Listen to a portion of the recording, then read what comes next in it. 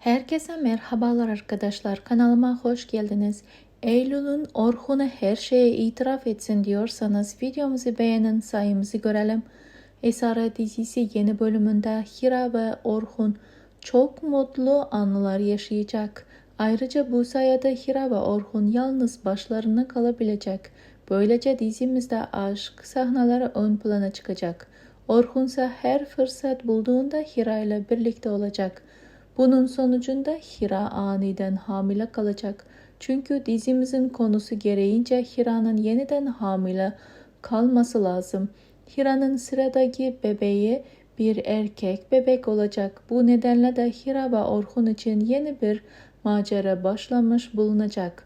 Orhun, Hira, Sahra yeni bir bebek, yeni bir dünya, yeni bir hayat başlayacak. Afife ise Orhun'un bu kararına destek çıkacak ve bu sayede Demirhanlı ailesinin yeni bir mutlu yuvası başka bir yere taşınacak. Ama Hira'nın hayatına bundan sonra kabus düşecek ve Hira cehennem dolu günler yaşayacak. Çünkü Hira yine iyi niyetinin kurbanı olacak ve Hira Orhun'la birlikte Eylül'ü el üstünde tuttukları için ailelerinin sonunu getirecek. Çünkü Eylül hain ve kötü birisidir. Eylül Hira'nın mutluluğunu kıskanarak bu mutluluğu asıl hak eden kişinin kendisi olduğunu düşünüyor. Bu haince düşünceler nedeniyle Eylül Orhun'u Hira'nın elinden alacak. Eylül Hira'yı devre dışı bırakıp Demirhanlı ailesinin hanım ağası olmak isteyecek. Eğer bundan sonra Hira dikkatli olmazsa Eylül Orhun'u elde edecek. Hira ise Orhun tarafından aldatılacak. Ya da Orhun büyük iftiraya uğrayacak ve Hira'ya Eylül Orhun'un ihanet ettiği gibi gösterecek.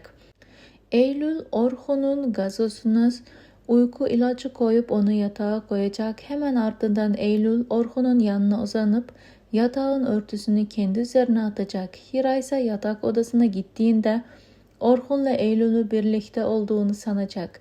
Yani Hira Orhun'u kaybetmekle karşı karşıya kalacak. Orhun'un Hira'yı aldatmadığı gerçeği ise tek bir kişi görecek. Tabii ki de bu da Afife olacak ama Afife gerçekleri Hira ve Orhun'a anlatmasına rağmen Afife'nin hayal gördüğü sanılacak.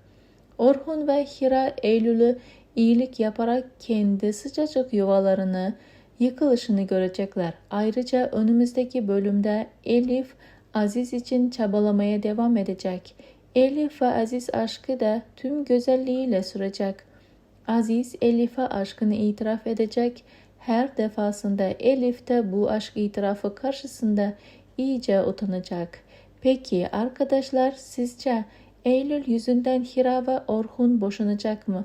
Fikirlerinizi yorumlar kısmında bizlerle paylaşmayı ve kanalımıza abone olmayı unutmayın.